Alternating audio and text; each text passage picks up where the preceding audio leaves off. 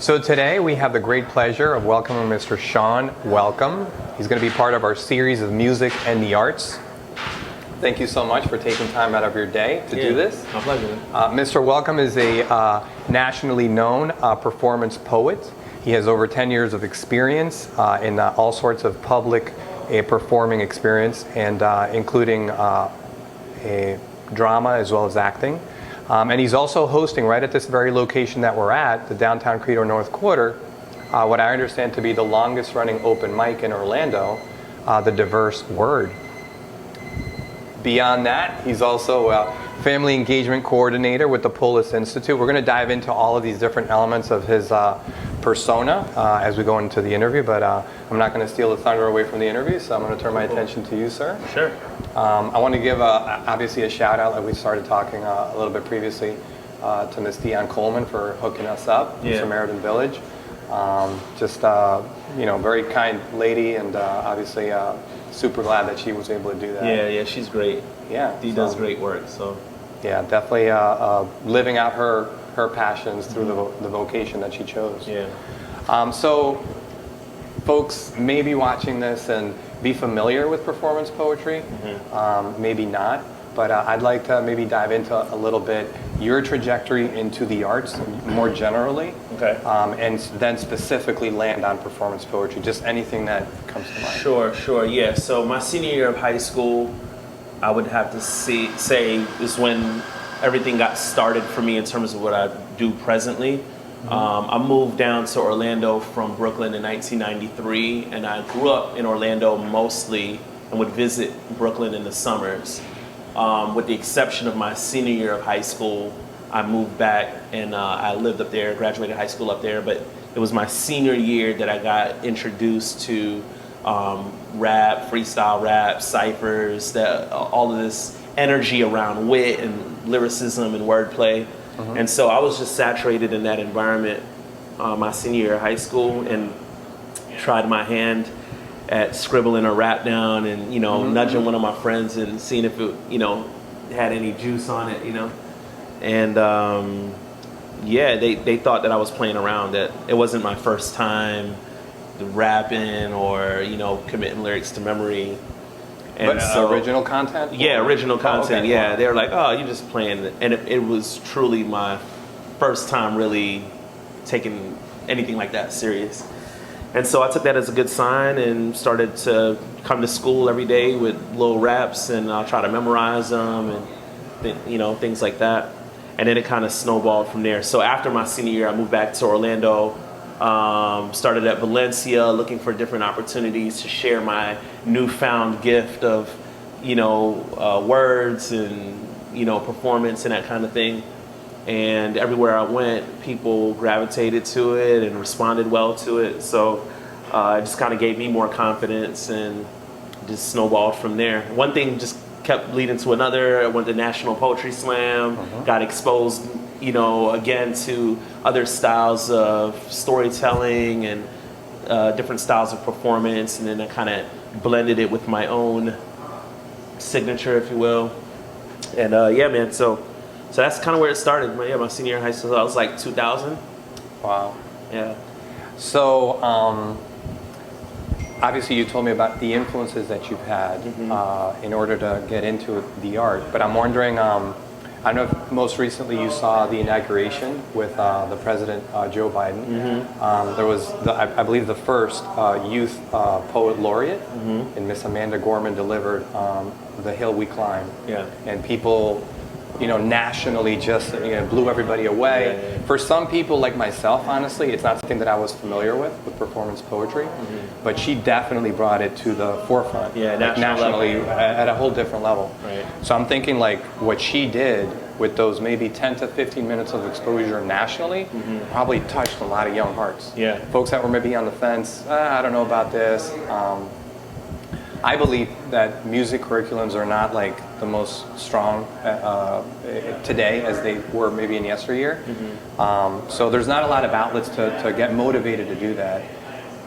With that in mind, what mentors did you have as you try to develop your craft or to really get into it, in art or otherwise, that really said, okay, with full Yeah, conviction, I think can do for this? me it was just being around other artists that were doing what I was doing. So, I mean, I had to think back on my friends here in Orlando. So we had a crew called Diverse Elements. That was Blue, C-Hope, Terrence, Leslie, Jerk. I mean, names you probably wouldn't be maybe familiar with, seeing that this is your first kind of introduction to this stuff. Yeah. But I mean, we would write and share content with each other and call each other on the phone late at night. Oh, I got a new piece. So I think for me, that's what kept me inspired and keep going, because I was competing with my peers, but we were also bringing it together to the community. And we all had different styles and that kind of thing. So in terms of motivation, it was that. And then also the responses, to these different venues. Like, there's just, when people tell you you're amazing, or you're like, oh, that was so dope, or so. I mean, you get these hints that, like, okay, I'm on to something. In terms of mentorship, I don't think that really came until I started flying around the country, or people like nudging their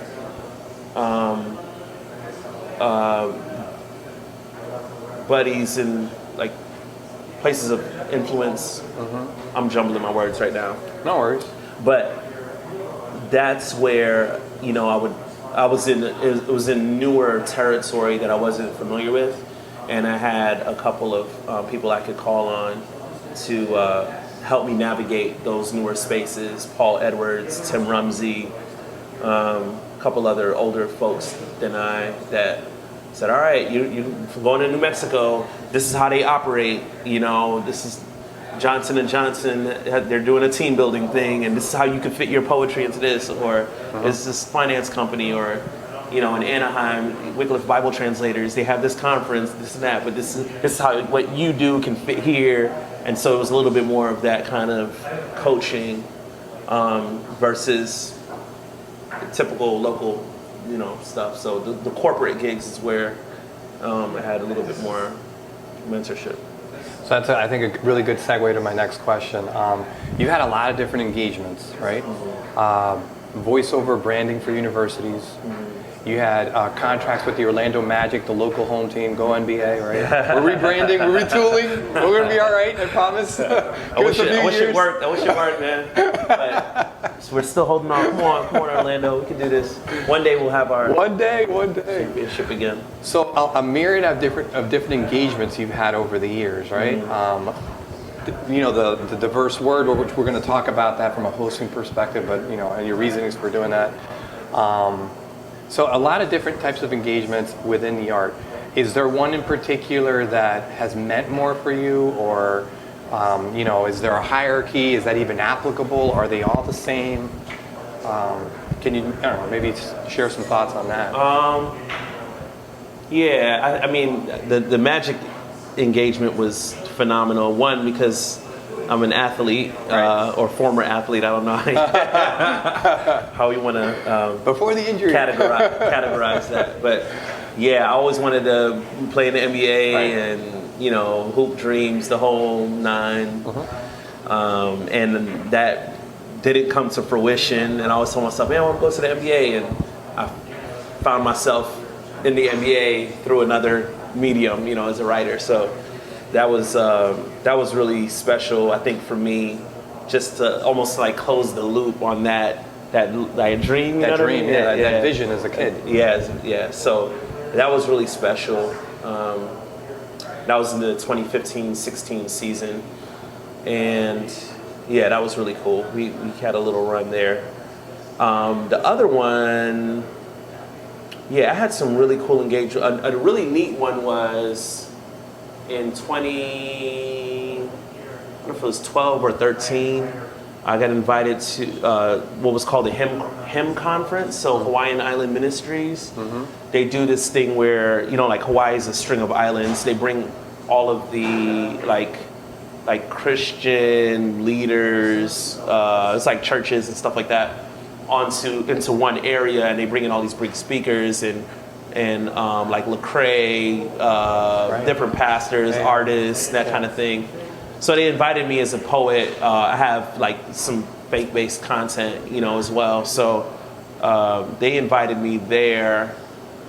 This would have been in 2012. 2012, and I performed. This is like, I think the opening. They wanted me to open the conference when they bring everyone in general session. It was like 4,000 people, and I opened up with a poem to kick the conference off, and then afterwards everyone was coming to my table. And they were like, "You have any books?" And I'm like, "I don't have any books." But it's in the works. What they did is, I was like, if they invite me next year, I'm leaving money on the table. You know? So I need to write something. I need to write this stuff down. You know. And so basically, they did invite me again the next year to do the same thing, which put pressure on me to get a book published. And so my first book kind of came out of that clamor, if you will, afterwards. And like, I'm like, I wasn't a big reader growing up. You know, I listen to music and it's more free flowing, and so I kind of operated a little bit backward. Yeah, growing up, I was more into music than I was into books. You know, I got into reading more as I wrote to perform, and so I mean, in terms of engagements, that one was significant because it led to me producing product. Another big one was in January of 2016. This is probably, I say this because it was the largest audience, and in retrospect, like, I don't know, maybe kind of like controversial or whatever, but I performed at the March for Life conference, which is like a pro-life rally in Washington, D.C. But this is like 50,000 people, flooding the mall, you know, like a whole... At the National Mall? At the National Mall, wow. In January of 16. Yeah. And I did like 15 minutes of performing there,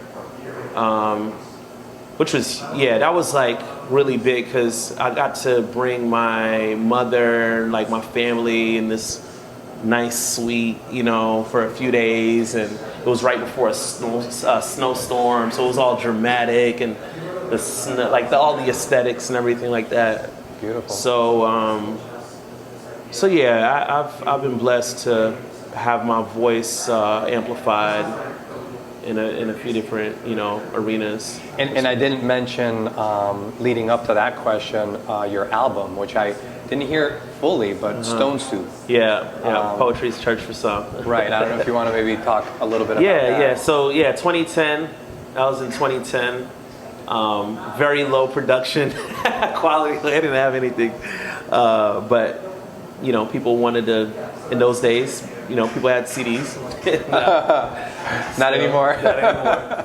And just put some poems together on that. That was actually the second one. I had a CD. I had a couple CDs before that, but not like packaged in the way that I did with the Stone Soup thing, which is on Apple Music now, and it lives there.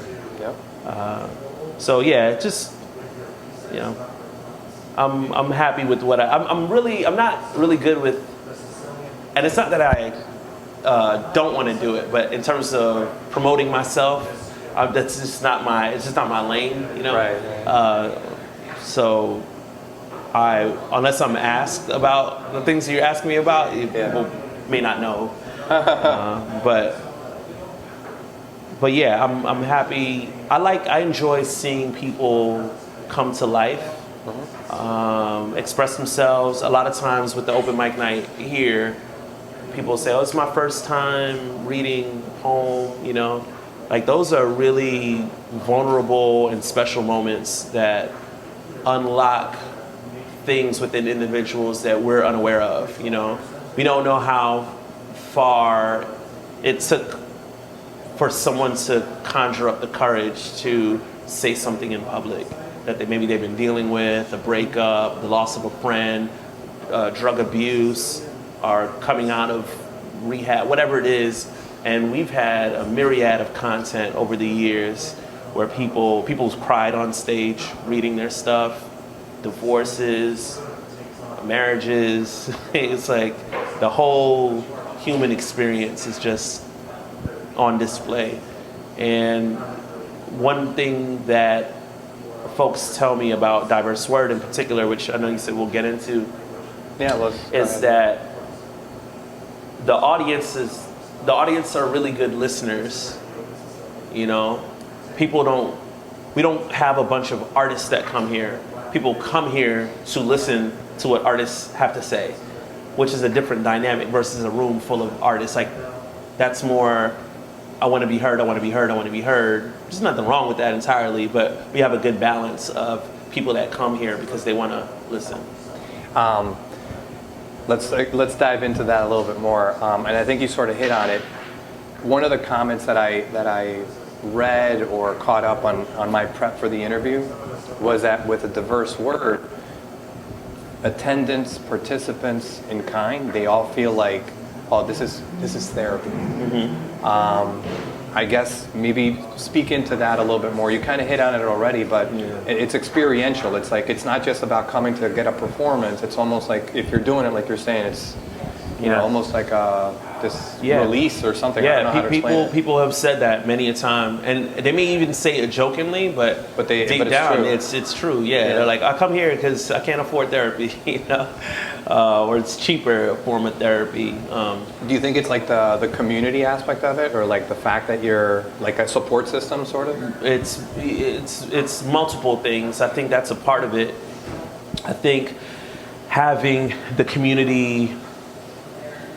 community's ear to what you have to say is one aspect of it. I think the opportunity to share and have people listen to what you have to say is another part of it. I think that even if you're not performing or listening, like, you're in a safe environment where you can be yourself and maybe develop a friendship or some other kind of connection. Is it's another like a safe part space. of it. Yeah, it is. It's a safe space. So there's no like judgment. There's no criticism. Oh, you didn't hit that line, or there's judgment, but people keep that to themselves. You know what I mean? Like, not entirely. But it's like internalized. But it's not outward. Right. Exactly. It's like there's no way of escaping that. But for the most part, people have a general sense of like, it's respectful here, it's cool here, which the dominant vibe is that it is a safe space. I can't say that there's no judgment whatsoever because I can't account for everybody. And I understand what you were trying to say when you get that, but I just want to make that distinction. Overall, the general vibe is like, I can come here, I can say what I need to say, and it's cool. But I'll also be challenged to listen to other people, because that's the dominant trend of what happens in this space.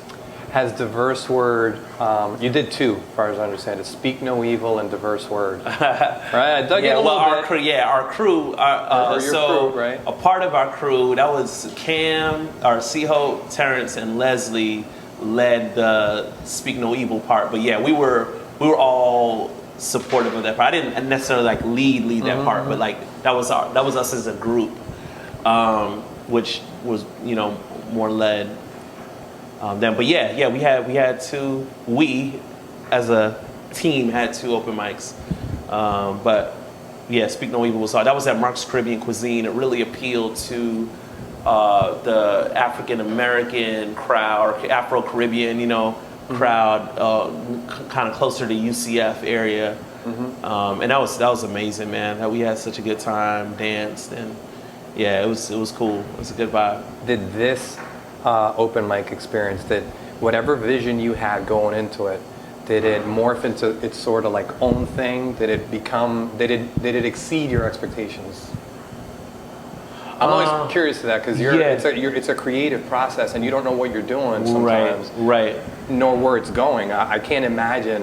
2006 you guys started this? Yeah, so 2006. 15 years later and it's still going on. It's like a staple of the community. I'm just wondering, like. Right. So initially, I think for most of what the vision I had in my head manifested with several, like, slight changes. So not everyone knows this, but my original plan was to do like an hour of like English poetry and another hour of Spanish poetry, and to brand it like, you know, diverse word, and then palabra diversa, which is, you know what I mean? I like it. So we may still need that. So, but the venue was a vegan spot, right? Which I came to learn that the Hispanic community preferred like a coffee spot, you know? They would like drink coffee at night, and this is Zuma Feliciano, Camila Sophie. They were trying to like school me on why it wasn't going the way that I originally wanted it to, and so that actually branched off into its own open mic of like Spanish-speaking poets, and then we just kind of kept what we were doing, but for the the idea was that there would be different people, different art forms, different languages, awesome. like full on the whole community. The whole everything, and then highlight the art. It's not necessarily about a social group or a people group or not even an idea, but the art form itself. Like an appreciation for the literary arts and the different expressions of it.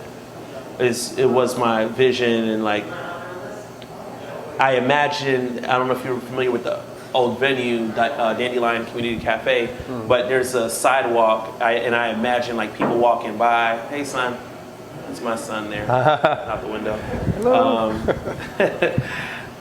I imagine people walking by and looking, like, oh, what's that? You know, and kind of just folding in and listening to people. Like an organic sort of experience. Yeah. So, I mean, for the most part, I trimmed the hedges as it grew. Yeah. And it did kind of become its own thing.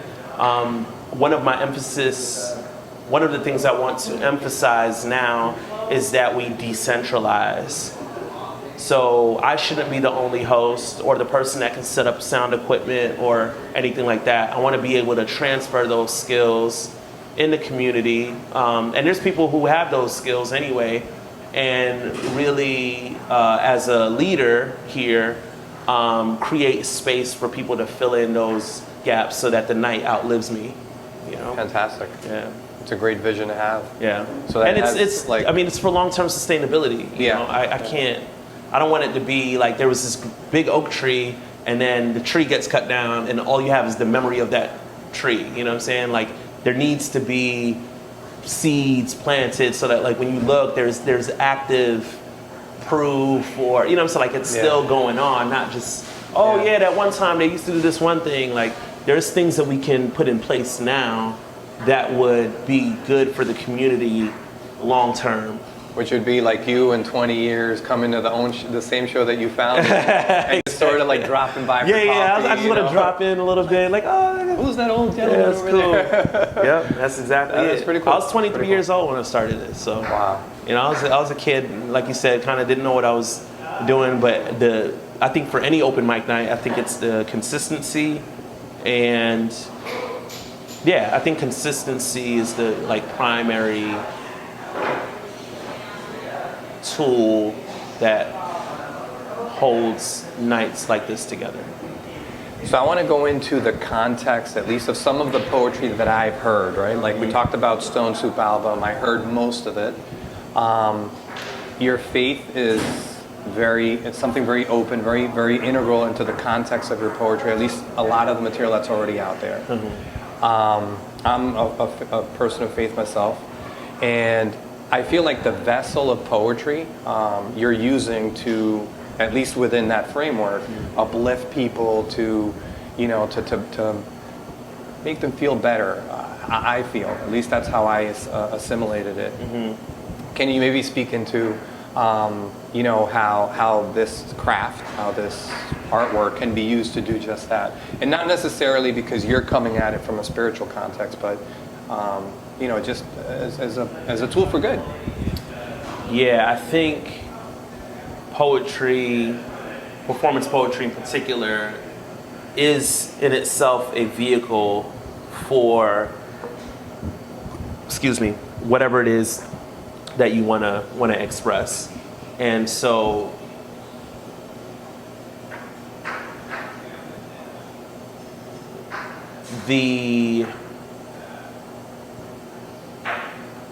like whoever an artist is or a person is will be 9 times out of 10 reflected in their art. It's like a caricatured or skewed kind of like version of who they actually are, you know, most of the time.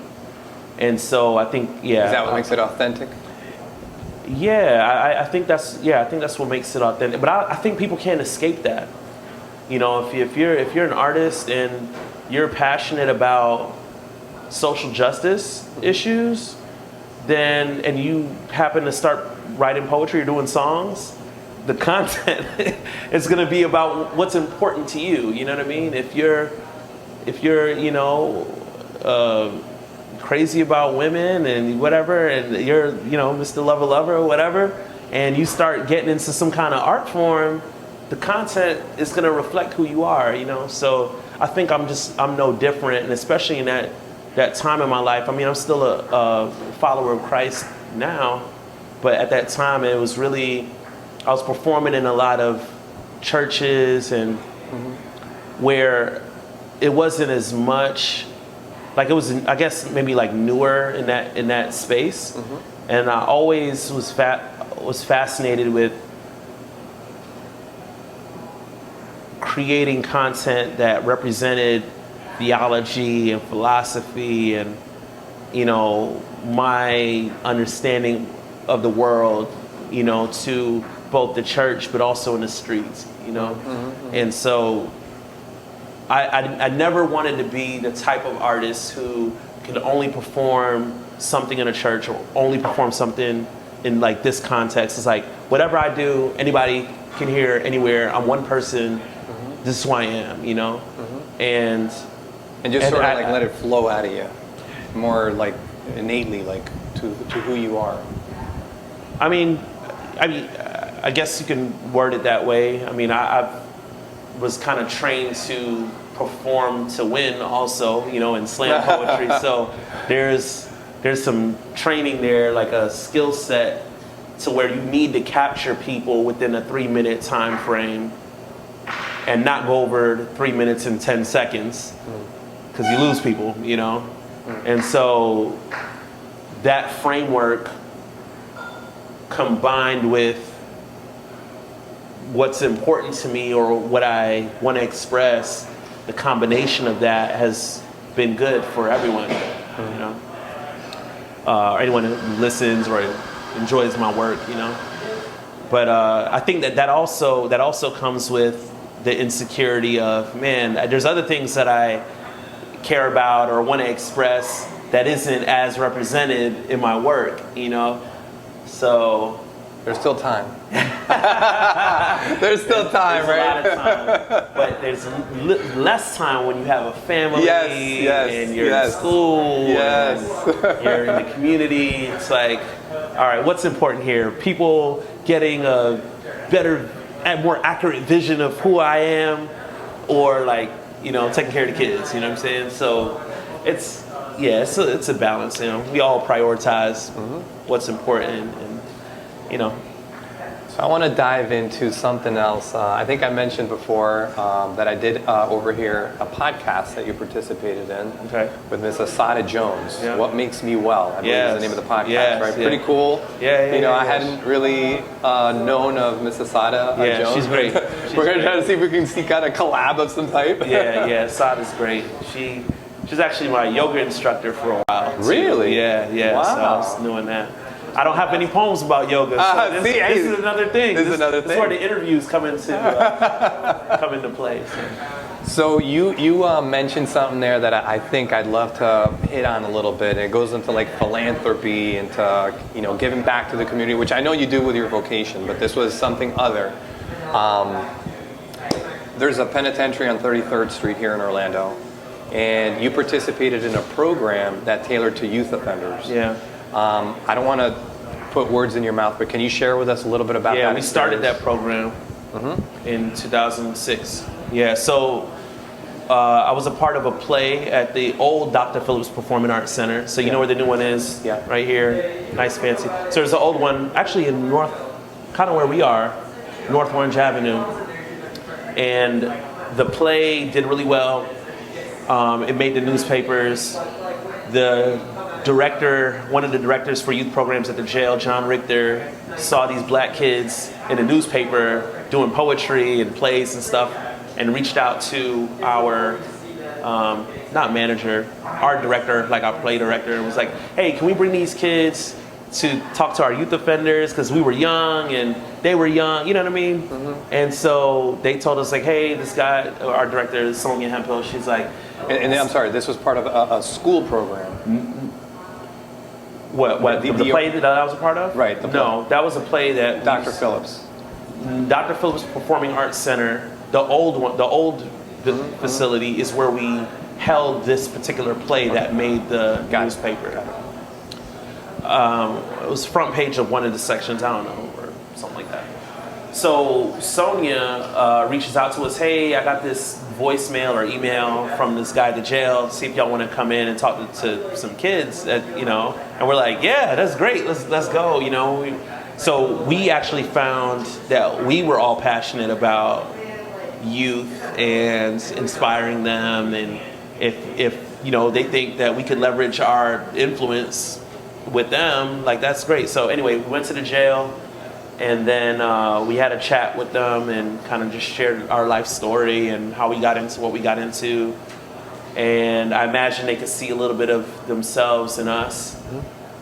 And they were like, can y'all come back next week? And I was like, yeah. So next week, me and Blue went back. Me and Blue Bailey went back. And then we started talking. I was like, man, we should just keep coming back. And then so I developed a 12-week curriculum where they would learn different life skills or do like group activities that would emphasize teamwork, communication skills, decision making. So it wasn't just art, like no. It was like life. Yeah, in congruence with art, like that was a part of it. Okay. But we had real conversations, you know, outside of just expressing yourself. And so anyway, that became a program. We let them name it, called That Poetry Class, you know. So yeah, we did that for like 2 years, every Saturday, from like 2 to 4. And at the end of the 12 weeks, the 12-week chunks, we created like a certificate, and they had to perform in front of their family. So like, imagine the family members of these kids that were incarcerated coming up there for not bad news, but to just hear them perform. Like, and so it was basically like a whole open mic in the jail. So it was so cool. People were crying, and they felt like, you know, proud of themselves. We would call them up. And next up to the stage, we have, you know, Biggs. Y'all clap it up for video, or Smalls. Yeah, it was Smalls, a big guy, but you know, I had to give the opposite name. So and, all the way from, you know, Pine Hills, or all the way from wherever they were from. And called them up, and they would perform. Man, it was cool.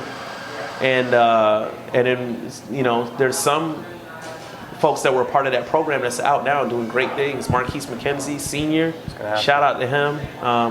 He helped lead this voters' rights for felons, and he's doing a lot of work in the community. Started his own business, Dirtmaster LLC. There's some other ones came out, started doing construction, just different like positive things. How they stay connected with you? A few, yeah. And we've also had some sad situations where, you know, kids died, you know. Little Kirk Willis, Diamond Hill, Dexter, a lot of. So yeah, it's a mixed bag, but I think in that moment we recognized the power that poetry had, you know, and the power of an opportunity to be heard and to feel validated, you know. And that was one of the things that being in that space in 2006, in addition to going to National Poetry Slam, was like, man, I got to start my own open mic, man. This thing is powerful. So yeah, so that was an awesome journey. That was from 2006 to 2008 on a 12-week sort of continuum, and we had different kids. Every 12 weeks. Every 12 weeks, yeah. It was like a semester. For these kids, for these kids, yeah. So they were like 14 to 18-ish. roundabouts. I feel like I've tried to connect with certain young folk as well through basketball, like we talked about before, whether it be at the Y or doing something on my own. And I can say I don't know that I had the opportunity to really dig deep with some of these young men. I wish I could have done more, but I tried to project the positive to hopefully impart something good on them. Yeah. But sometimes, some will go one way, some will go the other. Right. And it depends on the environment, man. Like when people don't have opportunities of like conventional means of success, they're gonna seek out unconventional means of success. Everyone wants to feel validated and loved and empowered, But when those opportunities aren't afforded to you, what are you gonna just say? Oh, just give up and die? Like, no, I still want to feel, you know what I'm saying? So what, like a degree, some kind of educational degree would be replaced with like, a fancy jacket or whatever it is. Like we all have a need to feel important, and it just looks different depending on what you have access to and what's available to you and your network. You know what I mean? So yeah, I don't think we think broadly enough about that sometimes.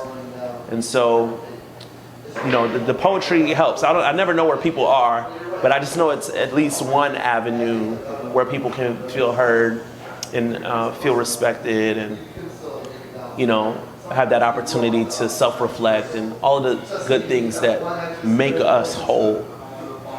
So that's a great segue into my next question with another Everything's a great segue into your next question. It is. Believe it or not, you'll see. He's like, man, this guy did. That's a great segue into my next question. But you'll see. You are a family engagement coordinator at Polis Institute. So presently, we haven't talked about that. Right. At all. So presently, I'm a programs facilitator, but that was my previous position within Polis. Same type of thing, but just wanted to clarify. An update. Thank you for that. But give us a little bit of that community groundwork that y'all are laying, and how you're impacting community exactly like we're talking about with this program, but more like a grassroots level and communities that are really in need of it. Sure. So I work for a nonprofit organization called Polis Institute. Polis is the Greek word for city. So if you think City Institute, we try to think of best strategies around any sort of community development, community revitalization effort. So we do multiple things, but we act as like a third-party facilitator between investors and residents.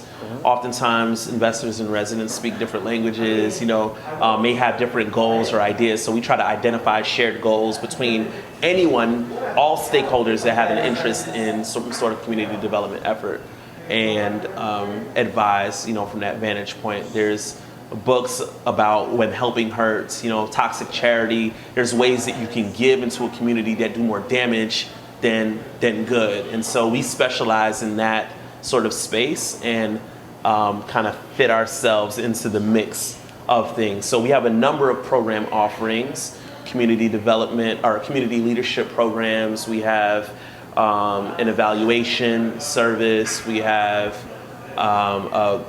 there's a family engagement program, just like regular family fun activities. Me being a person who's worked in nonprofits, who's worked with youth, I kind of fit the description of the engagement coordinator. And so I've been doing that since 2016, and recently transitioned to facilitating all of the different programs that we have. So I'm just the guy in the front, keeping people happy and smiling. And it's kind of like the same thing I do with the open mic. It's like hosting, So that's my role there. But over the years, I've developed a lot of good relationships, friendships, meaningful relationships, and it's just been a good experience. And it's good because I feel like it streamlines my skill sets into like one package. Like I like to facilitate, I like seeing people have a good time, I like to party, I'm kind of organized, and all of those things are needed in this type of role.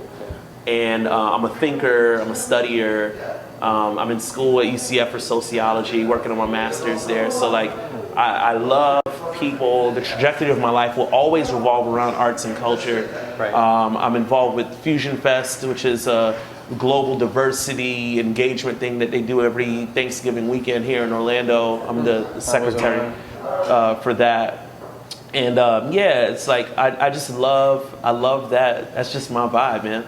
It's just awesome. who I am. And so I'm grateful to have opportunities where I can exercise those gifts and skill sets and curriculum building and kind of having vision for the future around people connecting with each other, loving each other, you know, and just encouraging people. Facilitating, kind of organizing. Yeah, it's fun, you know, so. That's awesome. So that's my role with Polis Institute. We're one aspect of no one institution can develop a community. It takes different organizations like working together, and so we're one of those organizations. So you're repping the Hamilton show. I told you that we're going to bring this up during the interview. Hamilton was... Tell us about that experience where you took a couple of young folks. Yeah. So they donated some money to have some kids from Jones High School and some other MVP families, the youth that program that I was family program that I was coordinating at the time. To go and see Hamilton when they came at the Dr. Phillips Performing Arts Center. And it was beautiful. It wasn't just going to see the show. It was like everyone dressed up. You know, we had like a nice little lunch, dinner thing. There was a former student, because I taught at Oak Ridge High School for a year.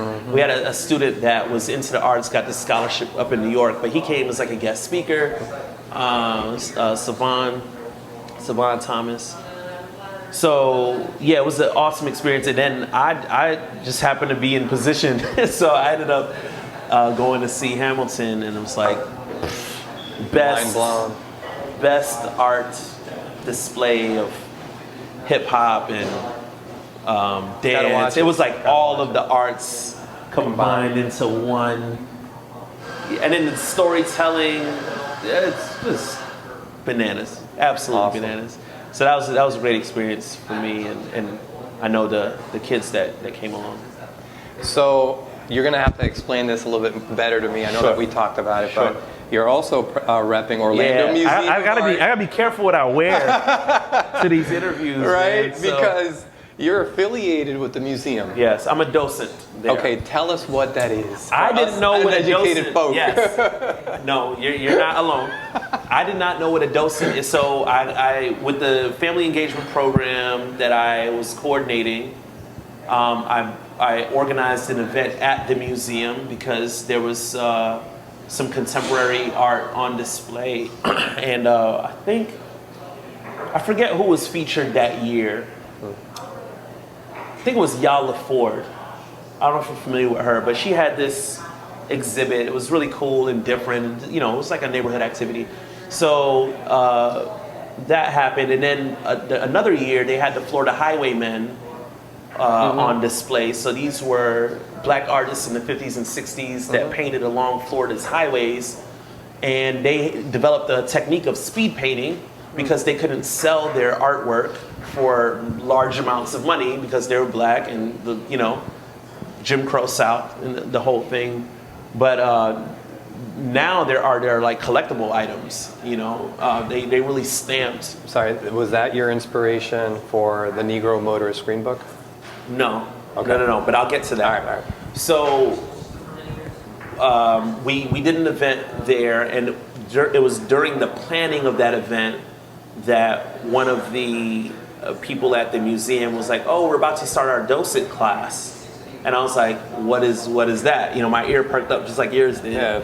And then they were like, "Well, a docent is basically like a museum tour guide, but the docent means kind of like teacher, but it's like a teacher of the arts kind of thing."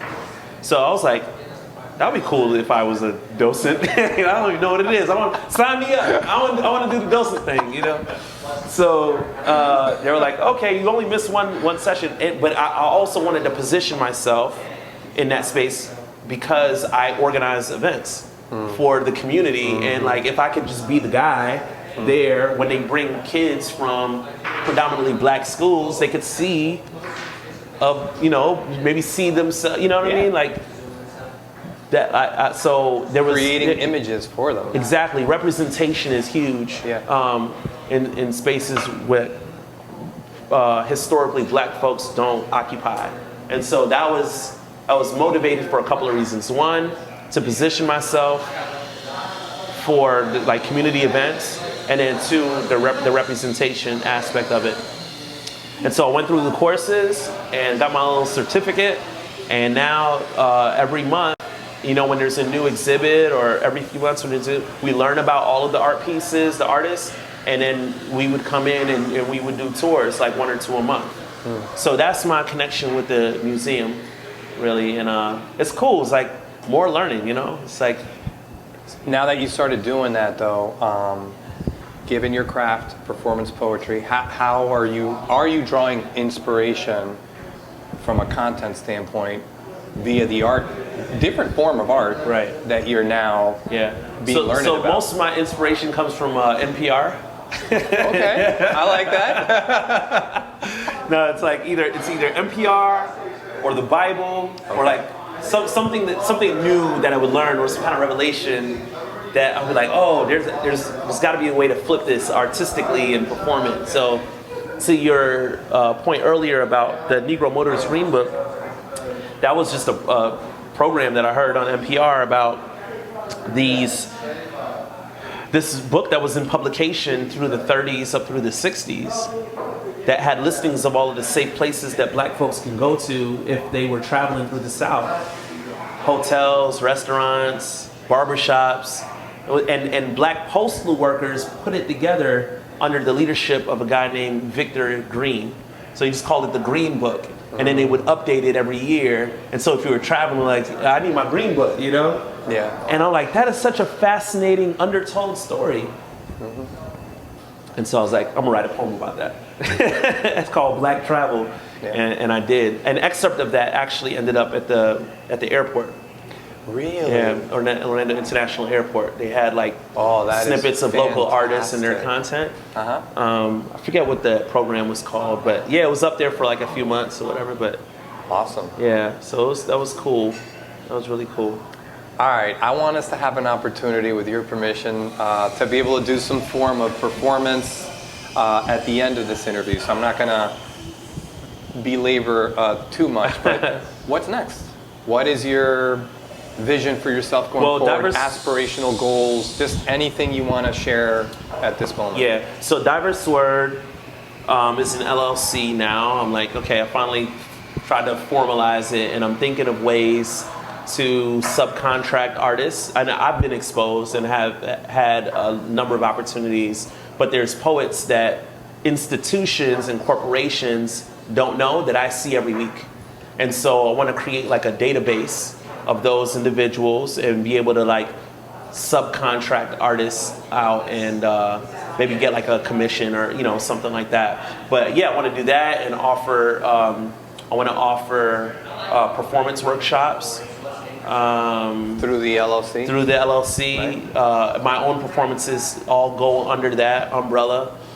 I want, like, they're playing chess right now. I want to have chess somehow be a part of that. So it's like community building through the arts. That's the broad sort of vision there. How I go about doing that is still soft clay, and I have some loose ideas around that, but taking it one day at a time. I'm not rushing into anything. And I think, if I'm not mistaken, correct me if I'm wrong, from Diverse Word, there have been artists that have now catapulted, from here on a Tuesday night, of course, to something other. I don't know if you want to maybe touch on that. Sure, yeah, Preacher Lawson. There we go. That's all you got to say, man. He's a world famous comedian now. And he admittedly said he would come on Tuesdays to work on his material before his Wednesday shows.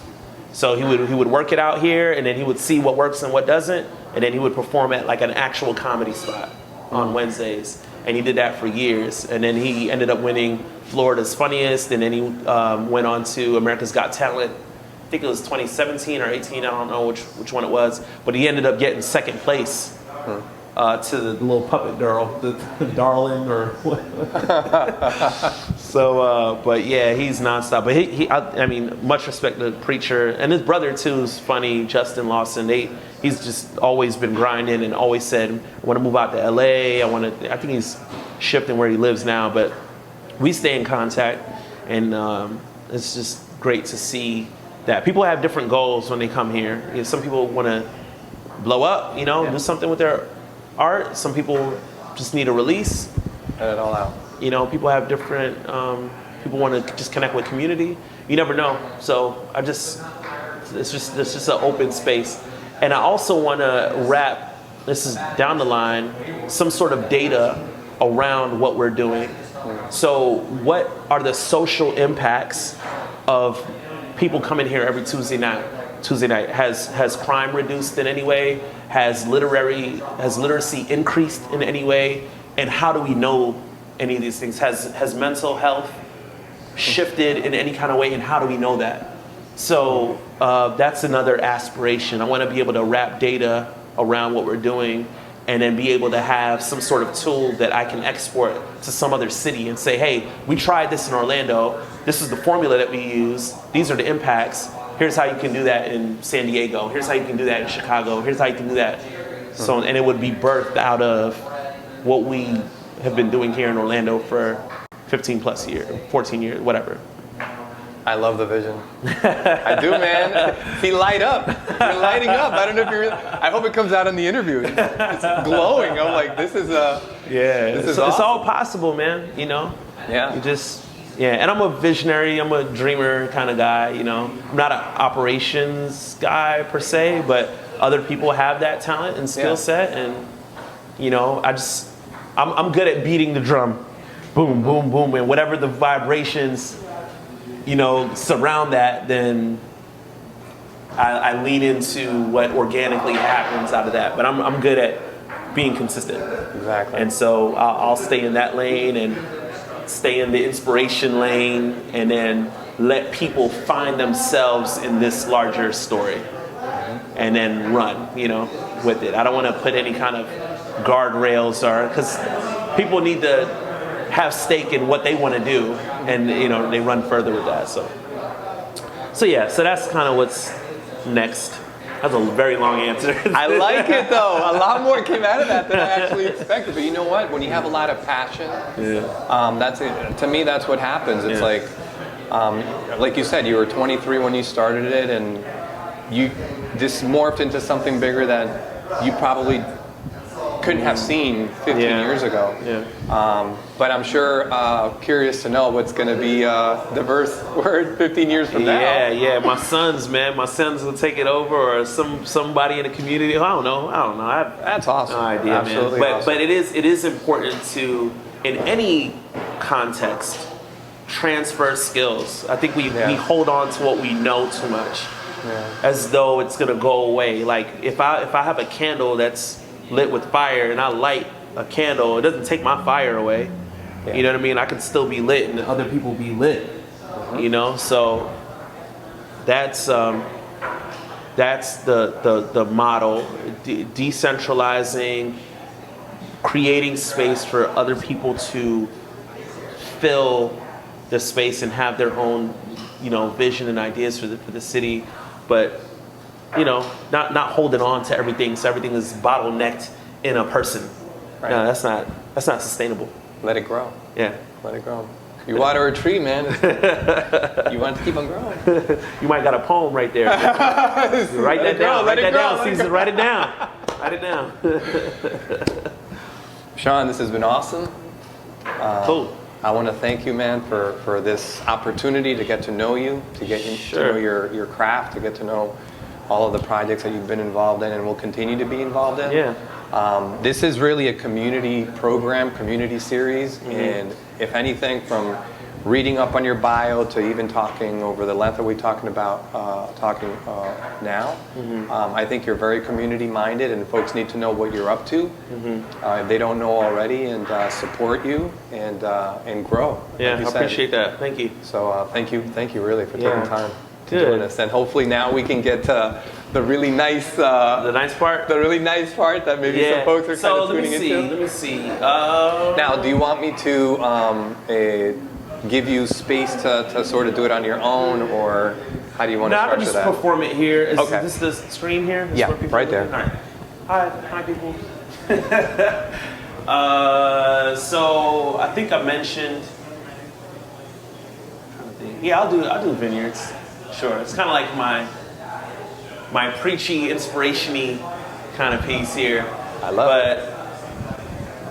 But the context here is that if you have a seed that's underground and it's buried, it's dark under there, kind of doesn't know what's going on.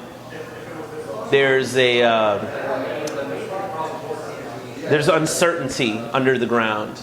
But if you're patient and the conditions are right, there's something that grows after. You know, there's fruit at the end of that process. And so it kind of serves as an encouragement for people who may be in a dark place and to hold on and persevere. And, you know, things could get better. So that's it. But the piece is called Vineyards. Hope you enjoy. Hope y'all enjoy out there. Here we go. When patience and perseverance have babies, they look like lavish vineyards with ripe green grapes and vines that coil thin wooden fences with the warmth of 1,000 I love yous. I have learned that when seeds are buried, they break, then sprout roots, then break up through the soil to go on to produce whatever fruit nature has in store. But there might be a few that would say, can't fool me with your fancy metaphor, you're unaware of the season. True. I don't know what you've been through, but I'm reminded of this Middle Eastern dude named Stephen, who preached against pompous priests in the Sanhedrin, posed a threat to the wicked status quo, and was stoned. At his burial, the village broke down, then broke out into the streets with the same message that Stephen preached, a process of germination. Graveyards always struggle to decompose inspiration. Persecution will work in your favor if you dare to believe there's a beautiful baby girl on the other side of that labor. Don't let this world bamboozle you into thinking abuse will bypass an open heart that's honest and true. It might bury you, but buried seeds sprout roots. This infinite cycle of seedlings produce the most resistant of you, like bamboo. Breathe. Choose to believe the affliction will wither like leaves in season. This is for the future me. And for the ugly past of this beautiful country with beautiful people who dare to run or read bittersweet melodies of chains that bang like tambourines, turn rusted cufflinks into percussion. I tell you, dancing upside down on concrete clouds confuses the dragon. Children of the light tend to get dragged into cold deserts round midnights in a moonless, starless sky painted on the canvas of despair. But you must know that God is there. Find joy in the hardship, because some will Judas you with the work office. Be prepared. She will tell you she's pregnant with your husband's child while shampooing your hair. Persevere. You will lose your job for speaking out against what is unfair. The gargoyles that swarm the air will try to get rid of you. The stoning of Soraya M. 21 beheaded on a beach in Libya. Breakups and defamation is reserved for the privileged. Inverse the sadness for all that it's worth. It is the pit that prepares the prisoner for the palace. Royalty is costly. Let us cultivate a trend of embracing Braille when buried deep. And it's difficult to see the end, my friend, above the fertile land. It looks like lavish vineyards with ripe green grapes and vines that coil thin wooden fences with the warmth of 1,000 I love yous. A colorful rainforest filled with wild animals and bamboo. Breathe, cry, endure. Some of us just ain't normal. And for those in the faith striving to be saints, remember, they persecuted the prophets before you.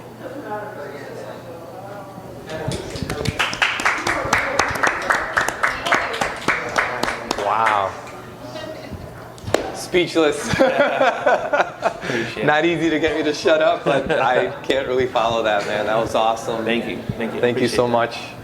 And nothing but blessings, man, Yeah, for you man. and your family. And Thank you. look forward to doing this again. All right, cool. All right, see you. I'll take care.